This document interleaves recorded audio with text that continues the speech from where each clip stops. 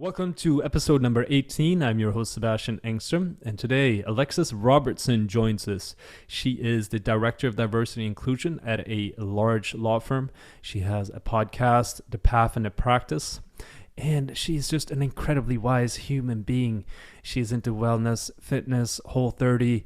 We go into so many different things, what it's like to be a high performer as a parent, and how to balance just being a type A personality, take it to the nth degree, and being able to be happy with what you do and how to do it. So please enjoy the episode with Alexis Robertson.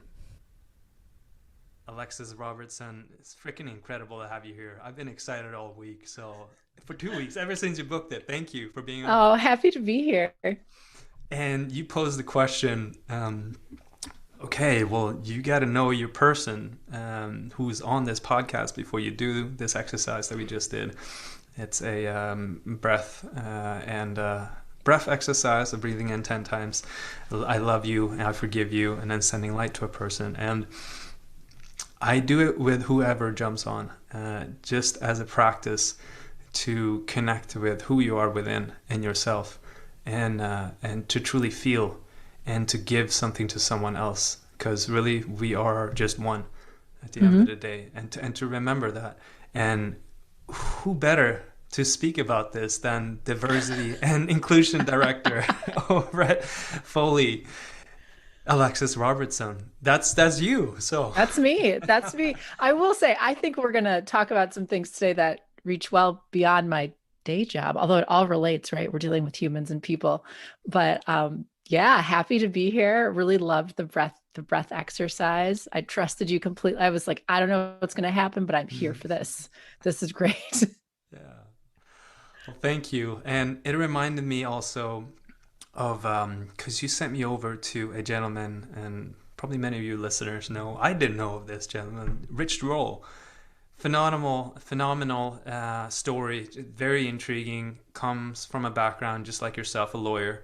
And I can relate to the question that you posed when you said, well, you got to be very selective of who you do this exercise with, because if I would have spoken to myself 3 years ago, I would never freaking have done this, because I would have been so scared of the perception of the other person on the other end of the mic. Because in corporate especially, we have such a view of being polished and not letting through something that appears to be unprofessional. And unfortunately, many of us look at emotions and feelings and what we actually are going through as unprofessional, which is crazy. Being human, being human is somehow unprofessional. It's not appropriate. Yeah, what's coming up for you when you just bring that up? Well, it was funny. I don't know when that transition point was for me. I think it's interesting you said 3 years ago, but there definitely was a point where I would have been more of like, what is this? Like, taking the example of the breath exercise, and I guess the listeners know, maybe you've talked about it before, I would say that's a couple of minutes spent breathing and focusing on yourself and, putting your hand on your heart. And I probably would have been the person who would have like had my eyes open, been like, what's he doing? Is he really expecting me to do this? Is he doing it? Whereas now, I just did it. But I think that is because I'm willing to be present. And this is going to sound so cliche, but be present and trust in new things more willingly than I certainly would have, say, 5 or 10 years ago. And that translates into, breath work before a podcast, or seeing something neat and saying, I'm just going to go, even if nobody else is going to go with me, and being open. And, we'll see where this conversation takes us if I go into more examples, but it certainly is, I think, an outgrowth of a trust in myself, because regardless of what happens, I'm with me. Like if I'm going with me somewhere, if no one else says hi, like instead of in the past be like, well, who am I going to know? Who's going to talk to me? And now it's like, doesn't matter if anyone talks to me. I'm with me. It'll be fine. How did that shift start happening inside of you? What was it that prompted that? So I think it's a lot of things. It's hard to pick one. I think the start of it was actually becoming a parent and becoming a mother and and I'm also an only child, but there was definitely a time in my life where the idea of going to dinner by myself or taking myself to a movie was like, I can't do that. I'll be alone. People will think Mm, that's weird. What will all those strangers think of me? And the intensity of parenthood and that difficulty of having time for yourself, meaning that when I did get it, often for me, that would start with work travel. And so we're closing in on like a decade ago. I would really enjoy that. And then I think there's some other things that really pushed it with my own journey of whatever emotional well-being, spirituality, whatever you want to call it, but doing some other self-reflection, just and forcing myself to just do more things and do things that make me happy now versus being like, okay, when I retire, I'll do that. And so I don't know, we could dig in, but it's a lot of things. It's been a culmination of things. many things I want to unpack. Let's start with parenthood and becoming a mother. To you, being a high-rising attorney, associate, you're a lawyer, and going to the prestigious Michigan School of Law and then going into a profession that's very, you can say, competitive. And there's a lot of um, I'm gonna outwork you. Like one of my favorite shows growing Oh, up really? was I Suits. enjoy I freaking Suits. love that. I'm not totally caught up though. The last couple Amazing. seasons, but yes, I really like Suits. Yeah, yes, there's a certain point where a lot of these shows usually turn very dramatic, and Yes. that's when I stop watching them. But anyway, but that being the case, I admire the profession of the law and being a lawyer just because of the hunger and the eye for perfection, but also improvement and justifying what is right. And that you can even go into Stoicism, that as being one of the cardinal rules is justice. But going off track here, that being also, you can say, sometimes an emotionally Mm. cold world. Um, because if you get too emotionally involved, it can consume you. I can understand, very much so, depending on the case that you take on. What was that journey like for you? Well, yeah, let's start with your journey. Why you stepped into law, and we'll get to your parenthood and Sure. motherhood at a later point. Why did you choose So law? I think from a very young age, actually, now I think I know from a very young age, I was focused on becoming a lawyer. My mother actually went to law school. She never practiced, but I think she raised me as a little litigator, a little trial lawyer. And I would say ever since probably middle school, 12, 13 years old on, I knew that was what I was going to do. And there wasn't a lot of reflection as to what that meant. Frankly, I didn't spend any time looking at what other careers were. For whatever reason, I locked onto that when I went to college, probably my freshman year of college. I could have told you when I was going to take the LSAT, and I knew I was going to law school. That's just what was going to happen. Interestingly, there was this whole other side of me that, so my mother's a lawyer, my dad is an artist. There's another side of me that very much embraces like visual media. So like photography, I was really into theater, more like the technical side. So like stage managing, whatever. And I figure if these are the two sides of, my brain or like who I believe myself to be, let me pick the one that seems more lucrative, the one where I know I can, you know, pay my rent each month. So I pursued law school. And to be really clear, presently, I am still a licensed attorney. I don't practice. I'm now director of diversity and inclusion at a large law firm, but I did spend about 7.5 years practicing, and I quit practice over 5 years ago. And so I do think there wasn't a lot of self-reflection there. It was like I picked something, which is what you're supposed to do, particularly in the US. Just pick something, do that. That's what you're supposed to do until you retire. And so that's what I did. I was following the plan. Go to law school, get a job, become a lawyer. You become a lawyer. There's two options. You become a partner at a law firm, or you go in-house and you become some senior lawyer in a corporation. Those are the two things. And that was what life was supposed to be, except I did that, and there's parts of me that definitely it does resonate with. It wasn't misery for me, but I basically got my wish. The rest of life happens, but at some point I realized I wasn't happy, and I realized that, working for the next 30 or 40 years, apparently that's a long time, because most of us, our plan is, I'll do this thing, I'll achieve that goal, I'll Mm. walk off into the sunset, storybook ending. And then you're like, oh, wait, there's a long time left. And so a number of things happened where I had cause to really self-reflect, and the opportunity and frankly the privilege of being able to change careers. And so I did that. But that attraction to law, I do think a seed was planted at a young age. And I also think it very much felt like it's the right thing to do. Like, get on that path. You're good with language. And you said something about lawyers and emotion. So I think Being an attorney is very cerebral. I think it's very in your head. And I think I'm naturally keyed that way. And so for me, I was always in a very large law firm. These are not small cases, these are representing large corporations. So um, the subject matter isn't necessarily that emotionally sensitive. Although later I did become labor and employment, and that involves people, because the through line through my career is I basically ended up doing things that got me closer to people. But the parallel, I think, for me, as I figured out my professional life, and by the way, professional and personal life are all the same thing, but we like to separate them for some reason. But anyway, Yep. but I'll pretend they're separate for a moment. There's also been this parallel journey for me of becoming less in my head. And we've talked about this before in the past, but more in my heart and in other parts of me. And I think that's paralleled with me changing professions, with me becoming much more emotionally maybe open or available in general. So that's like a whole bunch of stuff that I just said, but hopefully I sort of answered your question a little bit. Yeah, and if you don't mind jumping into, you said there are a few things that life events that happened that made you realize or reconsider what path am I on? Do you mind Yeah. going into those? So I wasn't super intentional at the time, but I can look back. So for me, like I said, I practiced for 7.5 years. 6 of those were at one firm where I was a general commercial litigator. I then went to another firm where I was able to switch practice groups and become a labor and employment lawyer. And I thought that was what I wanted. I thought if I just got the right practice group, to get the right subject matter, it'll be perfect. I'll be so happy. And I got it and it was better. But lo and behold, I wasn't, balloons didn't fall from the sky, music didn't play. I wasn't, just like skipping around in life. But it something still was missing. And then at that point, I had an 8-month old and a 2-year old. My husband had been in grad school while I was at my first firm. He was now out of that firm, but the demands of motherhood were, full force. Those little kid years are particularly intense.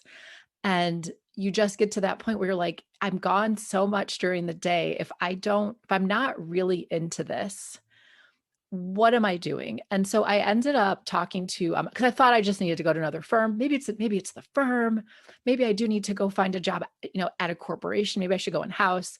And so I connected with a career counselor at my first law firm. And the universe starts working, the universe starts conspiring for things to happen, and you have to, the question is, are you going to listen? But when I met with him after we talked on the phone, he'd reviewed my resume, but we decided to go to lunch, and I told him how helpful he'd been, and I was like, this is great, I just want to meet you and thank you for your time. But he ended up going into full on life coach mode and just went in on me and was like, Alexis, but you're not happy. Alexis, you don't even like being a lawyer. And I was just sitting there. I vividly remember being like, why are you saying these things to me? Of course I do. And he was like, you're going to make you're going to make the best out of anything you're doing, but you really should try to be honest with yourself. And the thing is, that's a really scary inflection point for a lot of people, because Mm-hmm. that you don't like something, but you're still doing it. Will Yep. it make it harder for you to, if I admit that I'm unhappy, so he just really pushed me. And at the same time, I'd seen a job posting for a legal recruiter. And so for those outside of the legal industry, it's someone who helps lawyers find jobs, but it's much like, there's lots of kind of, headhunters out there, but in legal, we call it a legal recruiter. So it was this job to help lawyers find jobs. And something about that really appealed to me, because I'm always talking to people like, what interests you? What are you into? I've often connecting people in my network, helping people find jobs anyway. So I thought, you know what? I will this. I would never do it in a million years. Just clearly I wouldn't do it. But why don't I find out more about it? And so just as at that time, as the same time, the career counselor or career coach was pushing me. So it felt like he was like the universe giving me a big shove. One thing led to another, and I decided to go for it, decided to leave practice, decided to switch careers. At the time, really scary. It's a totally different way of being compensated. It is commission based. It's much like selling houses, except it's people. So when people get jobs, you get paid. And the real sobering, and some of the things, by the way, Sebastian, that you've mentioned, and sort of as you've been retooling and recentering your life, I think there were things I thought about, different profession, different context, but still that, can I do this? Can I make this leap? And so I did. Um, and for me, and this may sound weird, but helping someone in a job search really was something I enjoyed, because it's a deeply vulnerable time for Mm, people. yeah. And as someone who helps people find jobs, you can operate on volume and just get resumes and move them.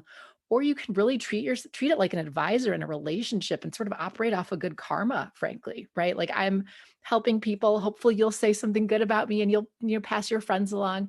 But I really, really liked that.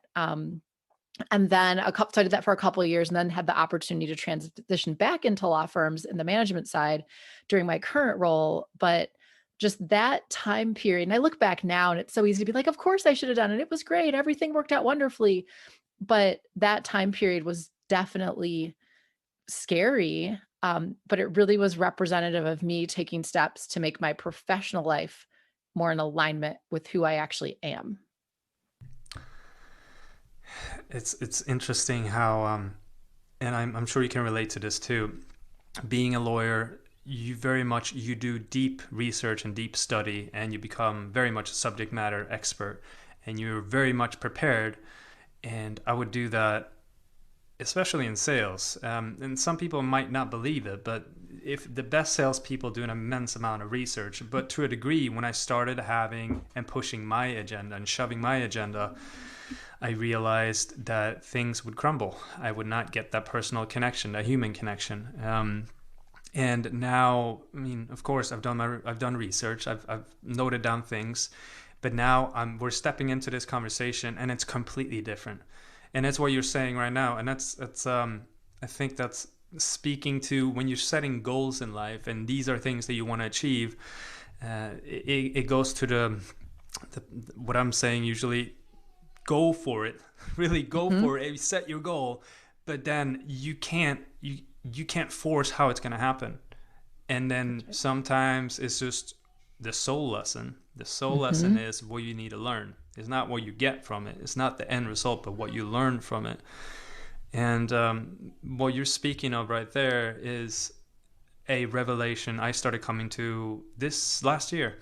Is how do you decompartmentalize your Yes. personal and your professional life? It's just Yes. one freaking How life. how do you integrate them? They should Yeah. be ideally they're one and the same.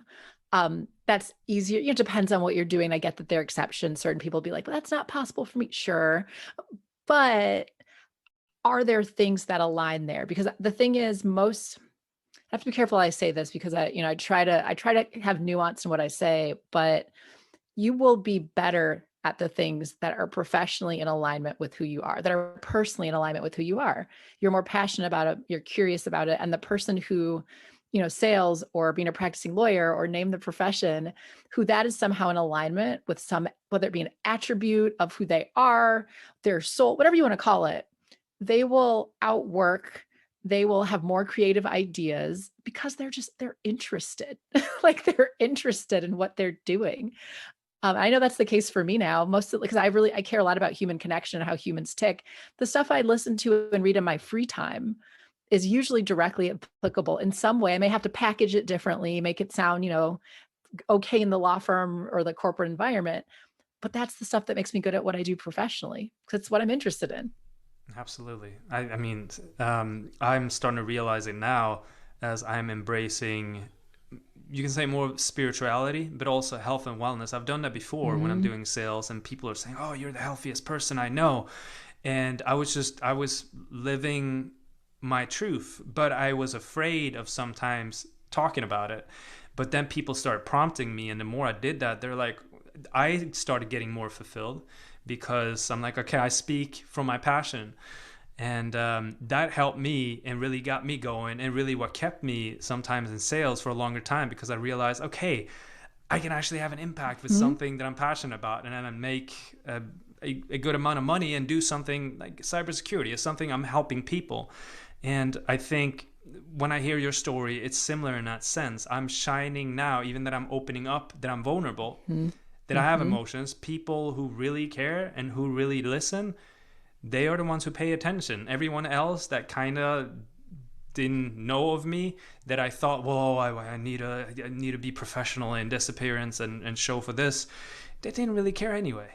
And So it didn't impact them. And it's funny. So I also am, as you probably also gleaned, some might say I'm a bit of a health and wellness nut, fanatic, nerd, whatever you want to call it. And I've stopped leaving that at home as well. Like that has implications in the workplace as well. So we just recorded a panel for alumni reunion for my law school. And I was on the one about health and wellness. I have no credentials in anything health and wellness. I happen to be a certified Whole30 coach, but that's not like a true medical. I'm a lawyer who's read a lot of books about health. But Yeah. because I've been in the industry as long as I have, because I've read what I've read and I live how I live and I do what I do, I do have some observations that some people find worth sharing. I'd never hold myself out as a professional. I would say go talk to your doctor or your Sure. nutritionist or Yeah, of whoever. course. But I do think by sharing with others your interests, like the only reason I even was asked to do that is because I just have a bit of a reputation of having an interest in this. And so to get more of what you're interested in, or to put it more broadly, for people to see you more as who you are, you have to share it. Like you have to. That's the only way you can connect. But that's the scary part because we're afraid we're going to be rejected for it. But I do think a lot of people hit a point where you realize you don't have an option. I mean, that's what midlife crises are. It's because usually something about someone's life has been so discordant with what makes them happy, healthy, feel fulfilled that you break at, 45, 55, 60 years old because the body like revolts against that lack of authenticity. Thank you for living that truth and sharing that message. And I mean, even speaking about this topic, you can tell right now, if you're looking at the video, Alexis is beaming. She has a shine to her, and you can see it in her eyes. I mean, you can feel even online or virtually, you can feel when a person and hear it in their tone. If someone is living in authenticity, and, Mm. and that it just vibrates off everything in your being, and It that gives is you a better vibe because you're into what you're doing. and some might say, oh, this is a bunch of mumbo jumbo. I'm going to keep on making my money and so forth. But really, what we're getting into is longevity and happiness and vitality. And that is going to spread when you start realizing, like, you don't have to quit your job and pursue, like, painting pictures or whatever your passion is. You can do freaking what Alexis is doing and live your passionate who you are and do it professionally and Yep. in a law firm, even Well, if but any profession. also, Yeah. well, and we're jumping into these self-limiting beliefs too, right? So some may have decided that if I want to be who I truly am, I couldn't possibly make money doing that. Right. Is that true? I mean, is that actually true? Do you know that? And I think often it's not, and there can be ways. So certainly I am not like my most, what's the word? I'm not necessarily my most authentic self in the halls of my law firm, right? My most authentic self is in sweatshirts and yoga pants most of the time, right? So there will be some ways in which you refine or certain aspects that you focus on more depending on the context. But that is very different from fully, denying who you are and sort of suppressing and suffocating, whatever it is that makes you feel vibrant. Those are different things. So I know for my wife, and I know for other parents too, for me especially, an awakening started happening when I became a parent. And that really started breaking down those self-limiting stories, beliefs, because that pushed boundaries and that broke down walls with force, with tears, with sleep deprivation, and realizing, well, it doesn't matter what anyone else thinks of me if I don't have the most essential pieces in my life. And family is definitely one of them. What was that Mhm. journey like for you? So it's interesting for when it comes. Okay, so my boys are now 7 and 9. Just to set this in time a little bit. For me, in many ways, the journey to parenthood and of parenthood parallels my own health and wellness journey, which I think is a necessary aspect of my own, whatever you want to call it, emotional or spiritual journey. But when I look back, and so I had my oldest when I was 27, and I got married relatively young. So I think I was 25 when I got married, which makes me like 26. We're thinking about having kids. And this is sort of a long story, but I was a longtime vegetarian. I found out I had these like severe hormonal issues. Maybe I wouldn't even be able to have kids. Like it was not a good situation. And so I And went on this this, this is just, sorry to interrupt. You're yeah, go ahead. vegetarian, not vegan. And I'm not anymore, but I was then. So I was vegetarian. I was not vegan, but I was like a cheese, pizza, and French fries vegetarian. Okay. Do you know what I mean? Like I was not a healthy vegetarian. Would you mind going into just a few more things? Like, what would your food diet Okay, look like? so Yeah. note, I started being a vegetarian in middle school. So I was a Oh, okay. vegetarian for 15 years Got before it. I gave it up. Like I was like 12 or so. Uh-huh. And it was a lot of pasta, a lot of bread, cheese, Mm, and I would eat vegetables, but because I wasn't getting, I mean, I know this in retrospect, I wasn't getting adequate fat or protein. yeah. I would use carbs to fill that gap. And I wasn't anti vegetable, but they were not like the base of what I ate. And so, long Mm, story short, it actually, for me, eating that way, if I ate better as a vegetarian, had been different. But I gave myself hormonal issues. mm, Didn't know it at 26. Just because at that point you don't realize that what you put in your body like affects your body. That's crazy. Like I'm supposed to do whatever I want. And if something's wrong, someone will give me a pill or a surgery to fix mm, it. But so the first part of, my general journey was really becoming aware of my own health. And it set me on this probably like a good, I mean, technically it's been the whole past decade, but specifically as I figured that aspect out so that I would be able to have children, and sent me into that more like paleo, primal, ancestral health way of eating and I think actually was a vegetarian with my first kid. I ended up going to a reproductive endocrinologist, like we did blood work, saw how off I was, miraculously I without getting like TMI into my information, but like mm, I had issues, but apparently was still very fertile. So had a child. But for me, learning that, I started learning about the power of food right around that time. I'm also as a junior associate at a very large law firm working a lot.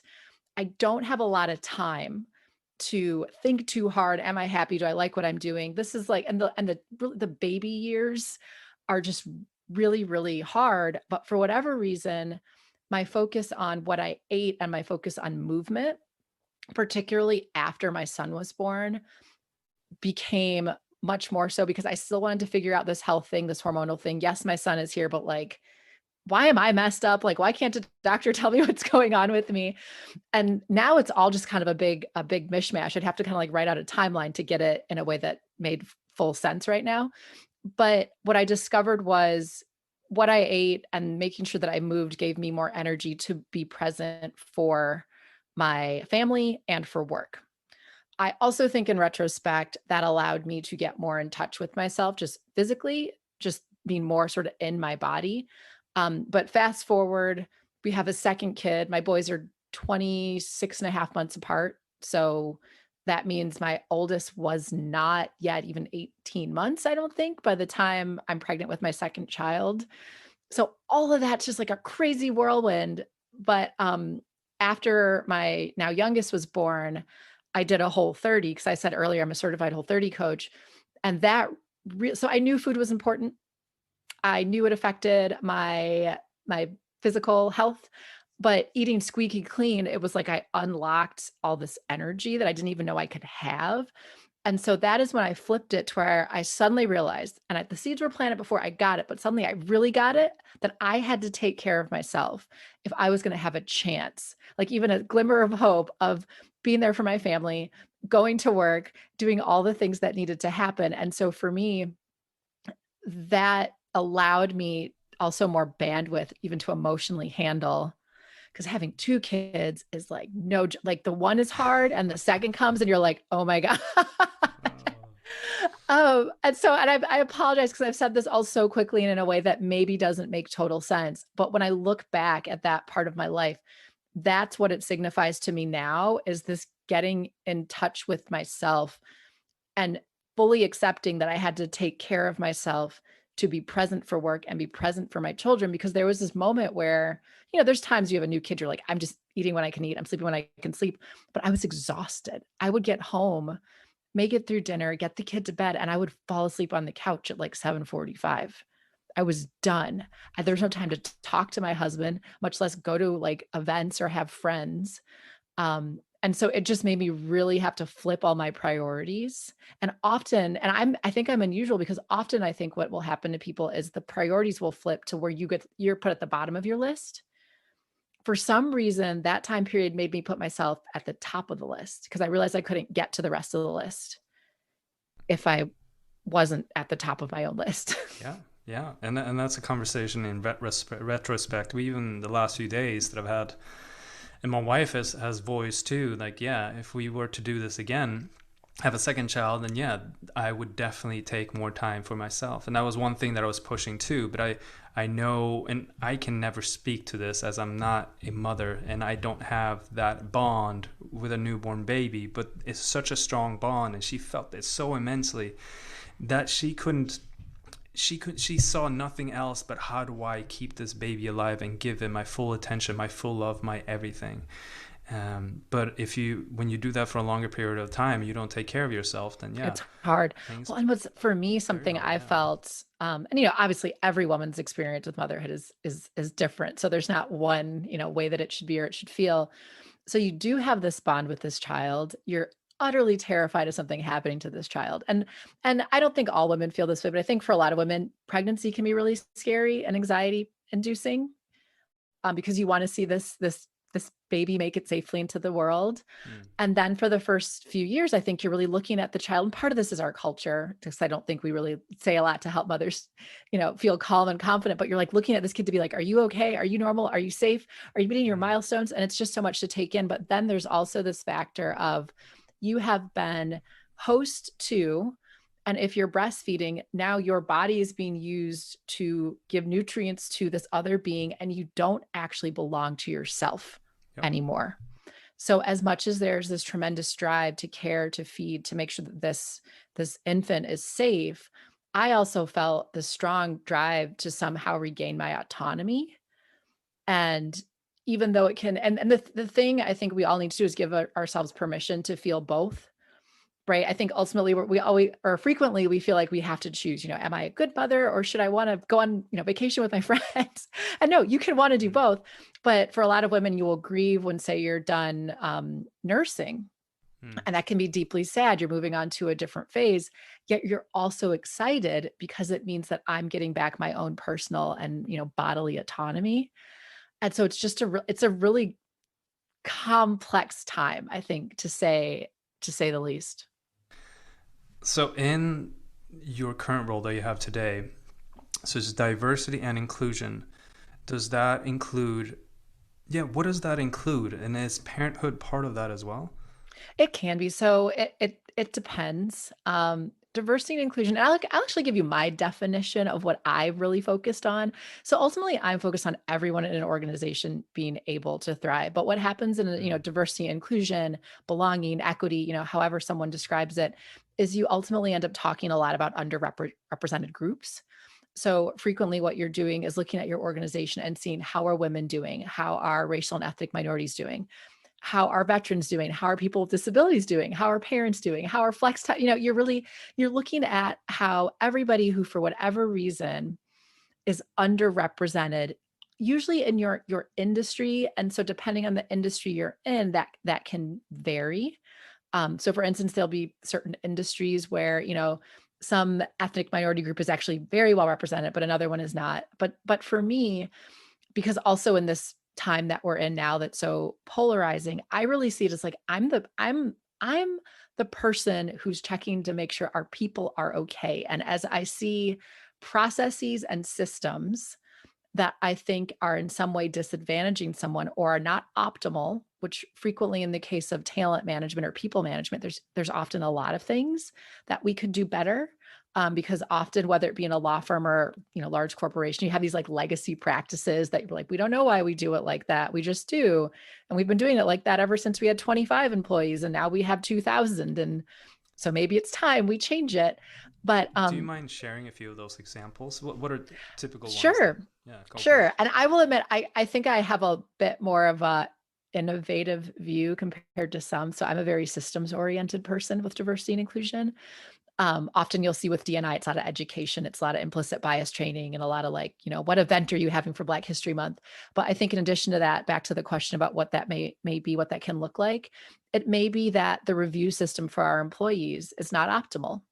It could be anything from the way the feedback for the review is given to the way we collect feedback, or something like the way we look for candidates, the way we hire is not optimal. We, for 50 years, have only hired from this one college. And that one college, like their statistics are such that it's predominantly, people from this part of the country, from this socioeconomic background, from this, racial or ethnic group. So now we have underrepresentation in our organization. What could we do in our recruiting to change that? But what I find and what I do is at all of the key inflection points as an employee would, matriculate, get promoted through an organization, there's often things within the system that are not optimal, that are not fair for everyone. And I humbly submit that if we were to address those, which for many organizations would take 5-10 years, this is not quick stuff, it would make the place better for everyone to work, but we'd really see an impact in having gender equity, having representation from underrepresented groups that kind of mirrors the numbers we have within our country. Because what we see is in corporate America specifically, you will see gross underrepresentation where you're like, women make up 50% of the population, but we only have one woman in leadership, right? Or, Black people make up 13% of the population, yet we actually don't have any Black people. Things like that where you're like, why is that? And so, and I will say when I do podcasts and such, I never kind of dive specifically into my organization just so that I don't run afoul of my, their communications team. So clearly anything I say is my personal opinion and not my law firm's. But yeah, so it's everything. I'm the people person. That's what I do. Mm. What are things in the law industry as a whole and that you've come across that people don't know? Like what are typical, you can say, possibly dark sides of the law industry, spoken from your own personal experience and view, but also in ways you can see light to it. Yeah. Yeah. I think overall, the industry, and this is in some ways are going to be repeating what I just said, but we struggle with managing people. As lawyers in law school, we are taught about the cases, the clients that we are going to be working on. Nobody goes to law school because they want to manage a team of people, because they want to run a legal department. And generally speaking, as lawyers, and there's a lot of the legal profession that is still very steeped in the history of being a lawyer, right? 100 years ago or 200 years ago, this is how we did it. But it used to be that to become a lawyer was an apprenticeship model. You would, I'd be like, Sebastian, you're a lawyer. Can I work with you for 5 years? And then eventually I'll become a lawyer. And so we used to learn by this one-on-one, I'm just with you all the time. I'm seeing what you're drafting. I'm seeing what you're submitting. But now we have really, really large law firms. They still pale in size to like the, Accentures and of the world, but that will have 500, 700, 1,000, 2,000 lawyers. And so our systems for training our lawyers, for giving our lawyers the information they need, the feedback they need to learn and become lawyers has not necessarily caught up with the structure of these really large firms. And that can be really hard because as an attorney, you really live and die by the feedback. And it used to be because we were apprenticing, you would say, Alexis, your brief was terrible. I need you to redraft that. And we do still do that in many ways, but the demands on the senior individuals in a firm are so high, we can't necessarily rely on them to have the bandwidth to do the training that we would like. But what can happen and why my job exists, because as much as I'm aware of the fact there is still intentional discrimination in the world, I think much of what we see in corporations is not intentional. It's implicit. I gave the feedback to the guy who went to the same college as me because I was comfortable with him. And I felt like I could say, hey, John, that was an awful brief. Do not do that again. And by the way, is that a best practice in delivering feedback? Nope. But did you deliver the feedback? Mm, Yes, you did. And whereas, to somebody else who in my life experience I'm not as comfortable with, not because I'm intentionally keeping it, but I was like, I'm just not comfortable telling Sarah or Steven that they need to work on their brief because, to have some stereotypes like, I don't know, what if Sarah cries?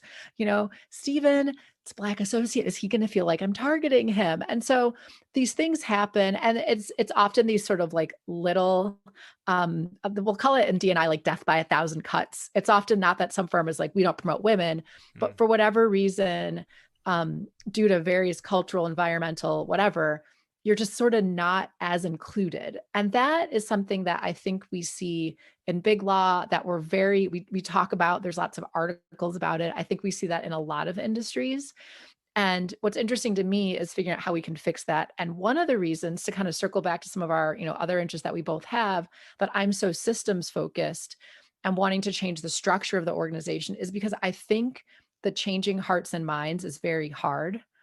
And I think that's life's work stuff. And I also think that a lot of people really struggle to give feedback because it is very hard for them because they're not comfortable. And I mean, they're not comfortable with themselves. Like they have trouble telling people in their like day-to-day lives, like friends and family, certain things. So for me to come to work and give a thorough review of somebody seven years behind me, I'm not doing it because it makes me uncomfortable. And so I get really excited by people like Brene Brown, mm, or Susan David, or people who are making it okay, back to what you were saying earlier, Sebastian, to talk about feelings and emotions in the workplace, and who are getting the like Harvard Business Review stamp of approval so that we can do it. Because those are the tools I need to do some of the individual emotional work to get the organization where I need to be. But that's hard. That's going to take a long time. So in the meantime, let me work on your systems and your structure, because maybe you aren't comfortable giving feedback, but maybe I can have a program that emails you every 2 weeks and asks you to do it anyway. yeah, yeah. So yeah, that's like my brain dump on all of that. The what comes up to is a conversation that I had with a woman in the music industry, and she was sharing how, and this was, she was struggling with an eating disorder, and it's come about because of stress and just massive pressure on herself for wanting to improve and just next level, next level, next level, next level. And eventually she couldn't take it anymore. And it was just so destructive. And she just asked her boss to talk to him, and she was deathly afraid. And she told him, and he was a bit frazzled, but he was listening and just taking it in. And she was just a bit shaken after having that Mm-hmm. conversation.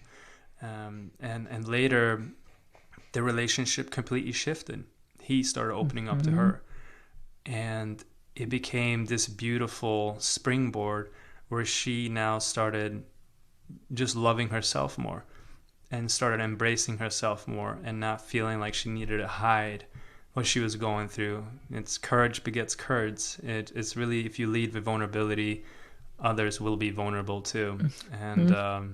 it's such a beautiful practice. We all go through it, but we somehow think if I hide, then no one will know my uncomfortable truths or my secrets. But we all have it. Like we all go through it, and the more we share it, the better we're all.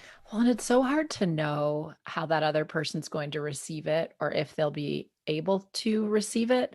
And so something I've encountered is sometimes our own discomfort or our own triggers are what get in the way of us really being there in the moment when someone shares something that's hard. And particularly in the workplace, you're really sort of reading, well, is my boss the type of person who I think, and it feels like a leap of faith, and it often is. But I think when people are really, really struggling, most of us can put ourselves aside and be there for them.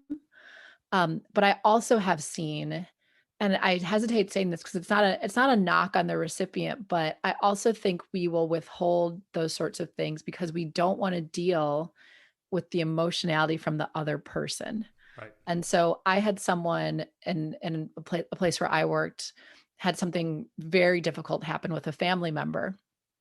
And her thing was, and this happens, I think, a lot with people dealing with death or bereavement. I'm now having to deal with you because you're trying to tell me how, oh, well, this happened in my, like, suddenly I tell you what's happened to me, something horrible happened 3 days ago, and you tell someone, and instead of being able to kind of look at you and be like, that's awful, let me listen. They try to fix you. They try to say, well, at least the person was here this long, or I had this happen to me. They start talking about themselves, or they get super emotional and start crying. And the person who was like, I'm the one having the difficulty, finds themselves doing additional emotional labor. And so it's interesting because I think there's so many fears surrounded with sharing. And it's this mix of, I'm afraid of being vulnerable, I'm afraid of judgment, but I'm also afraid of what I'm going to have to, what that elicits in you when I tell you this story. And so this is also why I think it's really great to be introspective and look at yourself and your emotional baggage, so that hopefully when someone comes to you and is really suffering, you're able to be self-aware enough to put yourself aside and really be present with that person without trying to fix them or without trying to compete with them for who's been in the most pain.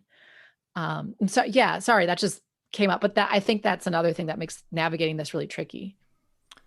I'm grateful that you're bringing that up, and especially in a professional setting, when, well, especially in sales is one of them, but overall professional lawyers too, you measure your success. The numbers speak, and when you are allocating a certain amount of time, you need results. And if something gets in the way, it gets uncomfortable. Is there a problem? Like, are you a problem or your solution? And you're very much speaking to, okay, well, forget the problem and solution. Let's just be Mhm. real. And that again circles back to what we've been speaking about, is when you truly feel like you're connected and you feel heard. And I feel feeling heard is so significant. When you feel that, that's when you are starting to get engagement.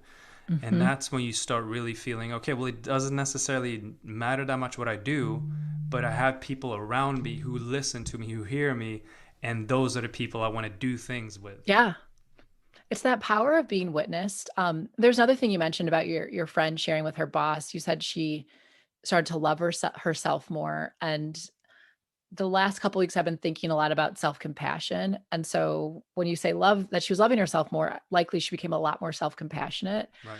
And I know in legal, lawyers very, very much struggle with that, but I think that can be at the core for a lot of us of why things are so hard, is we can have great sympathy for others, but we actually will end up having very little sympathy for ourselves. Mm-hmm. And so when I was talking earlier about my own journey with health, wellness, whatever you want to call it, it's also been this journey of developing compassion for myself. And it's weird to talk about because to some it can sound like ego or narcissism, or I somehow think I'm better. It's just that I think I'm deserving of the same care that I would give another. And that has, I think, helped me tremendously in a variety of ways. But it's also something we don't talk a lot about is, how do you treat yourself? How much do you love yourself? What's the voice in your head sound like? When you're going into this, heart can sometimes, some people say body, mind, soul, some say heart, some say body, mind, heart, soul. Making and bridging that gap between spirituality. And based on our previous conversations, that is part of your life today. And I'm sure it trickles in your work. And how you word it, of course, one can say many things are Mhm. spiritual. It depends on who you ask. If you asked my older self, I would never ever bring it up. I come from a background where my mother is very much on the Mhm. philosophy, spirituality. My grandfather, who was German, was a dentist, and he wrote a thesis on the connection of what you believe and so forth, and what you eat has a direct correlation of what you will see in your life. Very early on, this is, I don't know, 60 years ago. But my father comes from a very different background, and he comes from, and he succeeded in a career. and made it to very top. So I come from a very polarized background. Um, and I've been bouncing back and forth. And when I realized, when I merged the two Hmm. into one, that is when I am the most complete. And I need a distance from that, to really realize what is it all about, and how it's one of those taboos. Like, you don't 100%. speak about, all right, politics and religion, and in your career at office. How have you bridged that gap? It's interesting. I think they're starting to become a little bit of a shift. And now part of that is my world, part of that is my lens where I would be looking for these things. And I mentioned them earlier, but in particular when I think about someone like Susan David, so she wrote the book Emotional Agility. It started as a Harvard Business Review article, and it is her basically giving you a guide as to how to navigate emotions, what you can do to make it so that your thoughts, feelings, emotions, stories, all that you can make sure, particularly your actions and your stories, are in accordance with your values. Those words, action, stories, values, that's like work safe stuff. We can talk about that. We won't necessarily talk about your soul or your highest calling or whatever, but we Right. can say values. Yep. But the thing is, when you look at what she's offering, there's so many things in there that I just see as tenets of Buddhism. Whereas it may not be as cool to talk about whatever tenet of Buddhism in the workplace. But if I bring you the book Emotional Agility, okay, we can talk about that. So I think in some ways we're developing more language, and maybe it's a coded way of saying the same stuff. But then also the really fun thing is we're starting to get the science to back up things that for so long were just seen as weirdly spiritual. A big one being meditation, that Mm. I think at this point has thousands of studies behind it. Like my firm has paid for the Headspace app for Nice. everyone. So whereas we still have a long way to go, I do think we're at this fun point where it's not the same as it would have been, say, 10 or 15 years ago. Much like a lot of the wellness talk, there were certain things that you just couldn't either, products you couldn't find, things you couldn't talk about. And I mean, I'm just guessing here, but I do think the stress of modern life is grating on all of us to such a degree that we're having to essentially relearn the things humans in many ways have known for thousands of years, and whether that be their connection to religion or spirituality, or the role that just believing in something more, right? So whether that's a traditional Judeo-Christian God, or believing in the power of Mother Nature, whatever it may be, I think there's a lot that's well documented that shows how beneficial that can be in someone's life. And so for me, no, I don't go 100% all in the first time you meet me and tell you all about, that I believe there is like a connection between humans. But I also don't go out of my way to hide certain beliefs that I have, if that makes sense, because I think there's a Hmm. place for it. But there is a level of tact and judgment, and sometimes an awareness of what language may be a bit more neutral and not as charged, so that people can give whatever it is you're raising a chance. And some would deeply resent that. Some would say, no, say things how you want to say it. People either meet you there, or they don't. And great. I know for me, I do try to navigate things in a way that I think are less likely, particularly in diversity inclusion work, right? So these things all relate. There's some people, you say the word diversity, they are armored up, they are sick of it, they have diversity fatigue. So let's not talk about that. Let's talk about leadership. Let's talk about connecting with humans, right? I'll get you there a different way. Yeah, so that's kind of my thoughts on that in a nutshell. Bringing up the resistance, and I think there's been plenty of this in 2020, and especially in the role that you were in, and people getting fatigued of what's going on. What was your experience like in 2020? 2020 for me. So, of course, all kinds of really, really hard things happened, and I was very much impacted. But I did feel like 2020 was like this test in self-care. So I ended up kind of flipping all the self-care switches that I know of. And it can feel a little bit obnoxious when you talk about like hesitancy to share. I mean, whatever. I'll say this, but I'm that person. So many people in 2020 were like, what I need is to just indulge. I need to eat. I need to drink. That is my self-soothing. And if that works for you, great. But for me, I actually flipped more into like, I actually need to tighten up a lot of my stuff. Like, I need to make sure I'm going to sleep at a certain time. I need to make sure I'm eating pretty well. I need to make sure I'm moving. I have to figure out new ways to move because so I'm an avid Pilates enthusiast and my studio closed and but I really had to look at the things that I know that I need to be okay and make sure I was doing them, and if it wasn't something I could access anymore, figure out a new way to do it, because I mean, don't get me wrong, I am not perfect. I will have times where I sort of eat whatever and lay around, but for me, it's never more than like a few days or like a week or so because I start to feel bad. And I couldn't afford to add more feeling bad to what was already happening in the world. Like it was for some like minor thing, like there's a rough weekend, like, yeah, let's eat some ice cream. But for a global pandemic and a racial justice movement and all the stuff that happened, I was like, nope, I got to be locked in. Like, I will not be okay. So, Yeah. yeah. And I think hearing your journey through it, I think that's incredibly inspirational.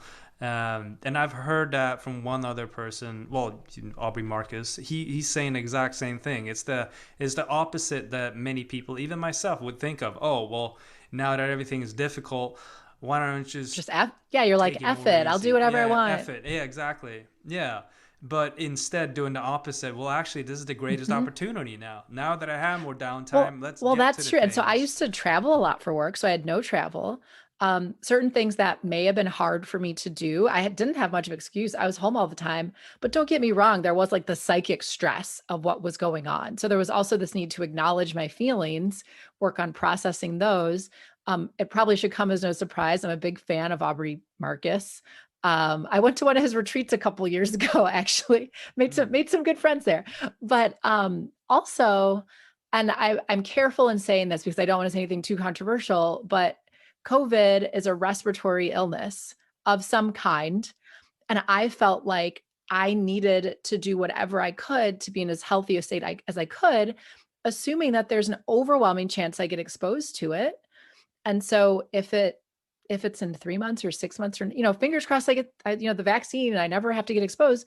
But I felt like, and back to the whole, in order for me to do what I need to do in life to take care of my family, I owed it to them to be as healthy as I could. So that, and not to say I'm going to somehow be so healthy COVID doesn't ever affect me, but if, eating a little better, being a little better about taking my vitamin D made it so that it wasn't as harmful for me, I felt like I should do that then. And thank you for bringing that up. That's something I haven't discussed on this podcast. Yes, is the what they found even in China early on, people who were had what would you call it? They would see a trend between unhealthy people and Yeah, and mortality rate. comorbidities. Yeah, like you have a lot of pre-existing conditions, it would be harder on those people. Yes, absolutely. And that is probably the best thing that anyone can do is work on themselves, especially physically, mentally. But how do you the very staple is when you take care of your body, usually things start Mhm. happening. And that is exercise, but also food. And then everything else starts to follow after that. And that is exactly what you've been doing. And vitamin D, that is another thing that quite a few people have spoken up about. That is something that there's a correlation too that helps if you Yeah, take well, that. particularly for communities Um, of color, because the amount of vitamin D you need and how you process it, someone with a darker complexion, like I'd have to stay in the sun longer to get. And so what you mm, see, particularly with COVID, we see how people of color, particularly Black people, have been really affected. They found that often Black people have really suboptimal levels of vitamin D. And once again, we are not doctors, we are not say, but these are things mhm, that I've read. And to right. me, there wasn't a risk, right? Like I take vitamin D. I started taking a little bit more. I started making sure I was consistent. And it was one of those things that was like, okay, what's the downside of me focusing even more on my health? And for some people, like people who I guess maybe know me well would roll their eyes and be like, Alexis, but how could you focus on it more? Like this is relative to me. There's a chance that my bad day is like someone else's best day. Right. But the thing is we're all on our own journey. But that was a big part of my 2020. And I think in a way, like if someone was dead set on finding something unhealthy about the response, it was something I could influence and control because it was a year that was so much out of our control. And in the beginning, because everything, this whole don't go anywhere, you're totally locked down. Like I went on really, really long walks Never Mm. done that before. I take these like 5 mile walks around my neighborhood. And because it got me out of the house, it got me moving. It was different than what I would typically do. And it was something that I could control. And so I'm sure there was an aspect of that. But I felt like for so many people, no matter what your approach was to 2020, it became this like master's class in emotional regulation. Yeah. And right, like That's. so, yes, like because you had to start being like, oh, I'm not okay. What should I do about it? Mhm. Yeah. How did that transfer into your professional life too? Especially with everything that happened with the racial. Yeah. Yeah. Well, I mean, I say this jokingly, but I think it's true. It certainly created a level of joy that I wasn't aware would be happening at the beginning of the pandemic because suddenly there was a lot of a need for diversity and inclusion professionals. An Mm. example is a good friend of mine is a diversity and inclusion consultant. So she does a lot with a variety of companies. And when the pandemic first started, her work mostly dried up. Nobody was spending extra money on these things. I mean, there's a Mm. pandemic. How's this going to affect the economy?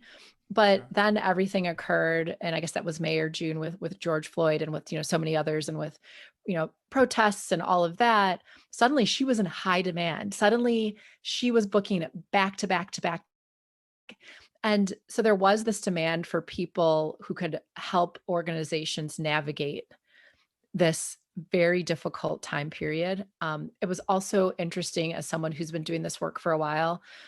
The things that we would recommend have not changed. So sometimes, and I'm speaking, a little bit from not even just what I encounter, but talking to colleagues and just being aware of the industry. You'd be a D&I professional, you're getting approached like, okay, what should we do? And you're like, the same thing. And by the way, I was new in my job at this time, so I really am speaking more generally, but it's like the same thing I recommended to you 2 years ago. It's the same stuff that we should do. It's just become more urgent now and become more Yeah. high profile. But I guess speaking for my colleagues, particularly in large law firms, there was a lot of work to be done and a lot of conversations that were being had. And this is taking it more, I guess, personal. With everything coming up, and even seeing from a greater point of view, have you seen life change? How has life changed around Chicago, and also what is life like right now in 21 different than it Well, was in it's funny. 20? I don't even know if I should speak for Chicago because I really don't go anywhere anymore. Like I am at home and my Pilates studio, well, you can do like semi-private classes with masks on. So I will do that and then I will come home and I will go to the store. So I have not, and I live just 10 miles west of downtown Chicago. I'm the first suburb west of Chicago. So I certainly can't speak for the city, but life is drastically changed. You know, most of the people that I know are working virtually. And to speak for me just personally, I have really good friends that I would see at least a couple times a month, if not more, just lunch downtown. I haven't seen people in person that I, deeply care about for closing in on a year. I haven't seen family that I would, my sister-in-law lives not too far from us. I think we've seen her 2 or 3 times and it's been outdoors and socially distanced and all that. So it's impacted a lot. And what, without getting too political, but I haven't even mentioned the fact you didn't throw on this layer of the election and everything else that's gone on. So I just think so many people are really struggling with all of the changes while simultaneously adjusting to this new life and maybe even liking some of the benefits of not having to commute every day. For me, 2021 is looking the same way that 2020. On a personal note, we're renovating our kitchen, so that's exciting. But and I'll stop because you may want to like maybe there's something more specific you're hoping I'd touch on. No, not necessarily. It's just wherever it would take us. With law still being in your life, um, and we touched on this slightly, how you started, and then it becomes easier, and I think a lot of people can relate, is how you merge what your life is, who you are, and what you're passionate Mhm. about. That becomes more of your life now that many people work from home. How do you there still needs to be a certain separation, and you need to stay focused, and you need to keep that discipline. How do you do that in your life? So for me, I'm really focused on a lot of people talk about time management. I think more about energy management. So I plan my work day based on when I know I'm highest energy. So if it's for tasks that I'm maybe not as excited to do or that just take a lot more mental focus, that has to happen in the morning. I will fully admit my self-care routine has just expanded because I do have more time. Normally I'd be Mm-hmm. taking the train to and from work, which ends up being about 45 minutes door to door. So there's more time to indulge in whatever. I mean, I don't literally have like a 7-step skin routine, but like I could now in a way that I wouldn't have even ever considered before. Um, but I also am somebody who has pretty strong boundaries. And I think part of this is just how I'm wired and how I came into this world. But I also think they've gotten stronger because, particularly working as an associate where you are working all the time, what I have found, and many would disagree, but to some extent, the amount of time you have for yourself is directly dictated by the boundaries you're willing to draw. And often when I'm talking to junior lawyers, I will say, remember, it's important for you to be responsive, but you don't have to be available. And so, a sort of simple example, and just for those who aren't in the industry, just know that, within a large law firm, you are paying oftentimes very young people, 24, 25, 26, a tremendous amount of money to do a job they don't know how to do. So, the least they can do is be available when a partner reaches out to them. But what can happen is, or sorry, is be responsive when someone reaches out to them. But what happens when you have no idea what's going on, you don't really know how to be a lawyer, you get an email, you will drop what you are doing. You will set a standard of, I will drop everything for you for this job. And that can be beneficial in some ways from, maybe you feel like you're going to get ahead that way, but you will burn out. And so I will often give that talk of, it's one thing you get that email on a Sunday morning. It's one thing to say, hey, I saw this. I can get to this later today at 2 p.m. 95% of the time, that's what the partner needs. That's what they wanted. They wanted to acknowledge that you saw it.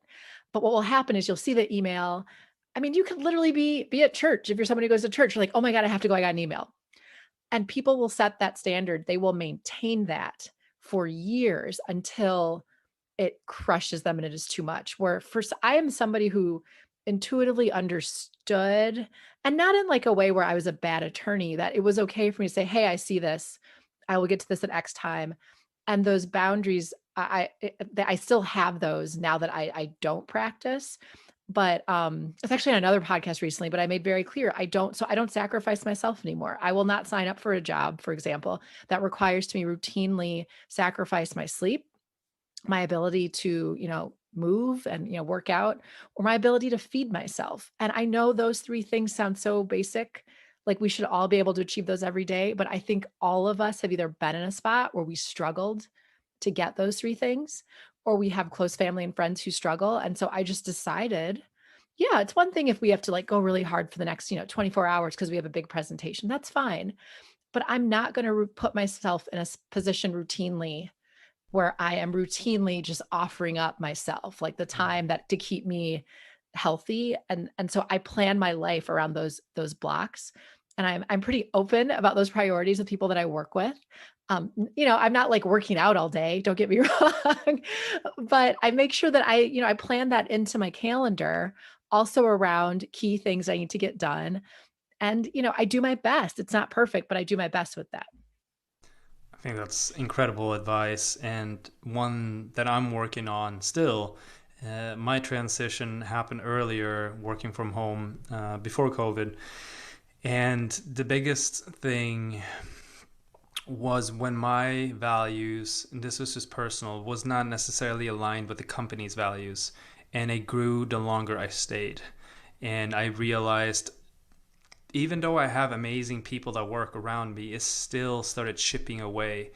And I've been going so hard for such a long time, for so many years, that Mhm. resentments that had built up for so many years started building up. And I started taking more and more time for myself to do things that I enjoyed.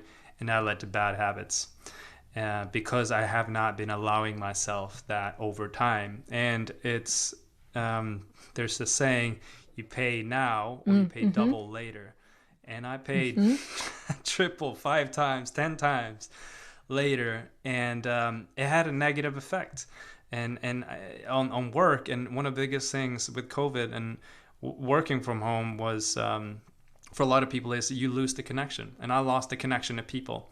In the beginning, it was fine, and I was like, okay, this is a nice Yep. break. I have a lot of time for reflection. I can focus on what I need to get done, and I get it done. But eventually, I'm like, well, I don't have, like, what is this drive? Like, I don't feel like I can do things with people, which is so incredibly important. And that started getting me off path, and I started getting distracted easily. And well, what you're saying, the structure that I put in place is I turn my phone on, or off airplane mode at 7 o'clock, and that's when I'm available. I will not respond till after 8 o'clock, in the morning, and then by 6 o'clock the phone goes into airplane mode. And regardless of who you are, you cannot reach me. If it's that important, then it can wait until the morning. And well, if something, an emergency would happen, one could argue, well, you should have your phone on, but I'm not willing to do that. But one thing that has served me so incredibly much, because I would find myself, oh, let me just check my email Mm-hmm. before I go to bed to make sure that nothing has come through. Oh, well, let me make sure that right when I wake up that nothing urgent has coming in that I need to respond to right away. But the next level up there is tending to what you see and saying, okay, instead of what I feel like I don't really know how to respond to this, well, I'll get to it later. Make that conscious Mm-hmm. decision of saying, I acknowledge this. Let me get Yes. back to you at Well, and the 2 question p.m. is, how much of that urgency are you manufacturing? And in some way, I mean, for many of us, we are invested in work. So if you wake up and you check your email, you're like, oh, I got all these emails, and you kind of, you like, your mind wants to answer it. You're like, okay, hold on, Right. before you've gotten out of bed, eaten breakfast, on anything. But if you really paused, does this have to be acknowledged right now at 6:45 in the morning? Does it really? Now, there may be a few things. And by the way, I'm setting aside certain professions. If you are, a doctor or emergency response, or there's plenty of people who do have professions where they have to be available at all times because it could be urgent. But for many of us, we manufacture the urgency. And the person Mm-hmm. who emailed you will be fine getting that response from you 90 minutes from now. And often, the fact that you emailed me means this isn't that urgent. Because if Mm, this was really urgent, that's a phone call, absolutely. right? You don't know what I'm doing right now. I could be doing something with a client or a customer that is keeps me tied up for 45 minutes. And so this is highly specific based on your job, but I think we have to at least remove or endeavor to remove the stress that we're creating for ourselves, because often we we're the perpetrator. Yeah, the your company has an organizational culture and expectations, but you very well might be ratcheting that up in a way that you don't need to. So at the very least, figure out if you could turn the volume down on that, so you only have to deal with the stress that's actually merited. But I mean, for some people, frankly, it veers into a mark complex of, like, they just really want to feel important. Like, oh my God, how are you? Oh my God, I'm so busy. Like, aren't you so busy? And if that's what you value and you thrive on that, okay, go for it. But I do think that's worth reflecting on. And so for me, when I work, particularly since I'm, always home now, I often think of opening my laptop as like opening the window, right? Like, I'm Mm-hmm. deciding when I'm going to engage with that. It's usually around 8:30 or 9 a.m. But by the way, know that often your colleagues that are parents or that, value other things, like, I wake up at like 5 something. So it's not like I'm sleeping until, 8:42 and doing work at 8:47. No, I've done a bunch of other stuff in my day. And that also ends up pushing so that I used to be someone, I would start working at like 7:15, 7:30 in the morning, Mm-hmm. because I wasn't doing things in the morning to take care of me other than like take a shower, eat breakfast, get to work. And so that's had to switch. But I think what you're saying is just so true. But there is that level of like, control what you can control. The other stuff you're going to have to accept, but try really hard to not be the person making your situation worse. Don't add to the load. Yeah, and for me, it came the hard way, and I've a lot to thank my wife for. Is the boundaries was discipline. So Jocko Willink says discipline equals Mm-hmm. freedom. I'm going to say discipline equals self-love too. Mm-hmm.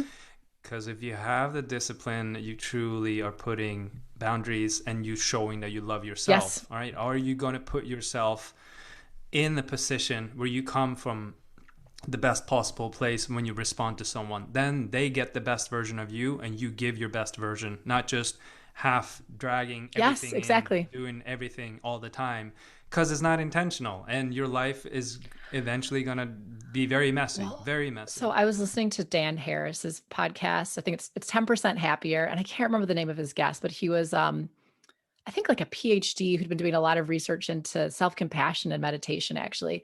And so what you said about, and I've definitely heard that quote, that quote from Jocko, it's also compassionate. And so when Dan Harris was talking to this guest, Dan said, well, what about people who say that, self-compassion, self-love, all of that would just cause them to, degenerate into someone who just sat on the couch and, ate pizza all day. And the answer is, well, no, it wouldn't, because that's not the most loving thing for you to do for yourself. That's not the most self-compassionate thing for you to do. Back to this idea of discipline. And I think underlying all of this is also this ability to, like you said, to be intentional. And so how much of life are you intentionally um, responding to versus just reacting to? Right. So how often are you able, and this comes up, it's just like a core thing of, I think, leading an exam in life, I guess I would say, but I talk about this a lot when I'm doing diversity inclusion trainings, but it's one of those habits that serves you well just across your entire life, which is that ability to cultivate the space, that pause that allows you to respond rather than to react. That pause that allows you to read that email and then say, you know what? I don't need to respond to that right now. It's the same pause that allows you to say, whoa, I just had this thought about this person. Like, I saw how you were dressed. Like, this is a conversation you can have in your head in like half a second. I saw how they were dressed. I assumed all these things and I was about to say or do this thing I shouldn't do. And then I paused and I realized that's not who I want to be in the moment. Same thing when you're in an argument with your spouse. All of us have dropped into those sort of knee jerk, those like programs. Are you able to cultivate something that's like, wait, is that how I want to show up in this moment? And that's such a powerful habit that I just think serves you well in so many contexts.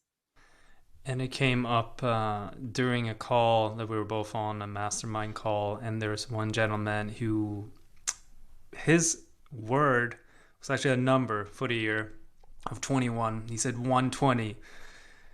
Because I'm just going to give it 220%. There's no 100%. I'm just going to get after it. What's the purpose of sitting around? There are things to do, changes to make, and people to impact. I'm like, whoa, okay, let's go. Let's go. And a New York man with a Latin background, very fiery, incredibly intelligent, has quotes, books, recommendations for anything that you might imagine. And Alexis comes in, and I'm paraphrasing, and more or less says, take a deep breath. Let's all slow down here. What are you actually feeling? Do you have self-compassion with yourself when you're doing this?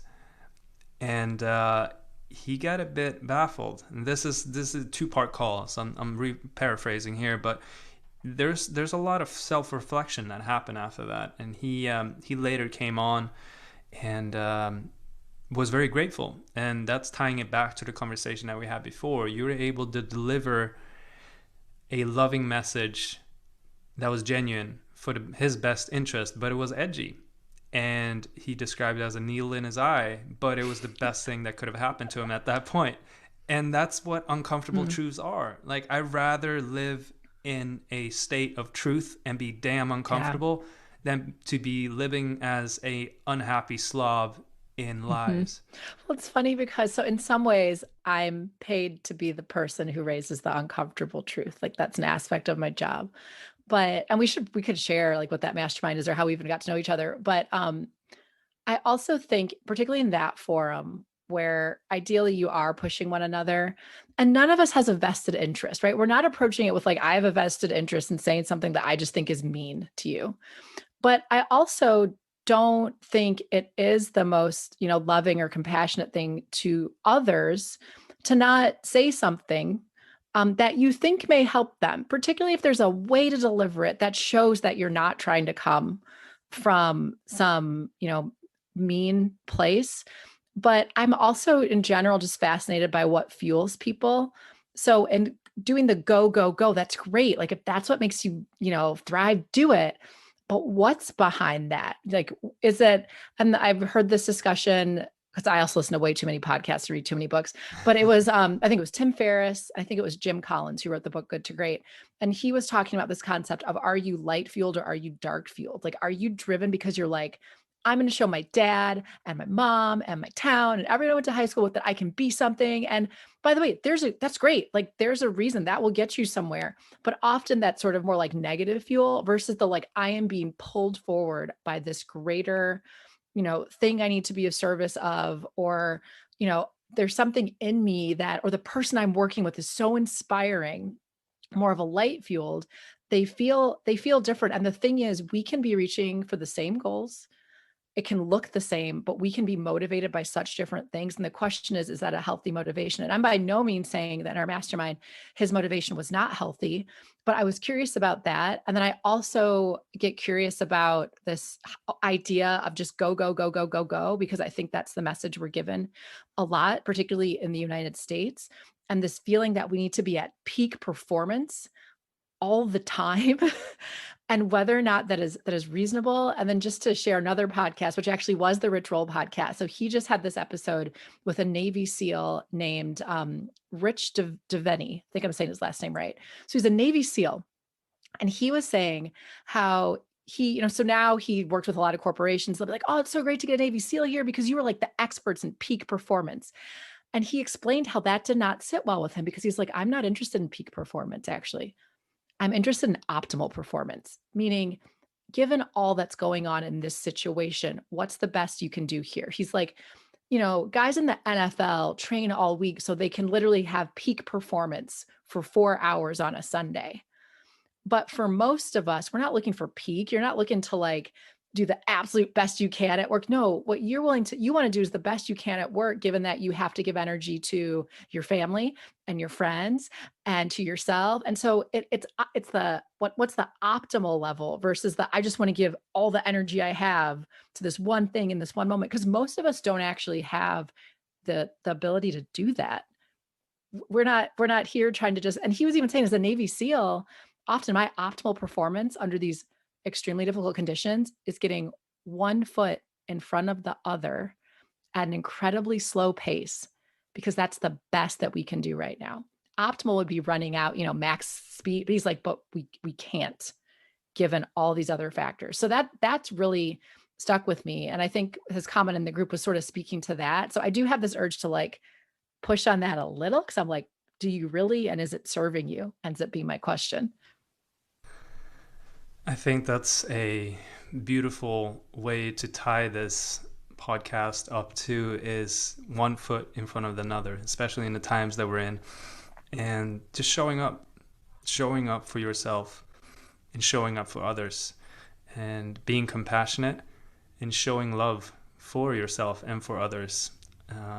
There is so much that is coming up for so many people, and how do we just see, especially in this political turmoil, that we are all human. We all want the same thing. It's just different ways of expressing it. Absolutely. And disclaimer, this is all easier said than done. Oh, for sure.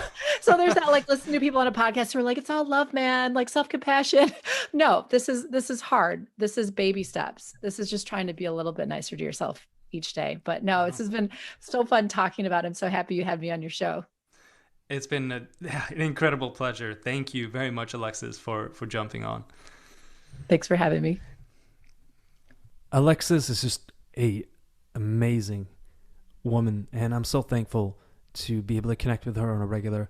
She has some of the deepest, profound wisdom. She's many times been asked just to start even a practice outside of this, doing something different than what she does for law and a podcast. And she has some gifts that are beyond majority of all people, even that I interview and that I talk to.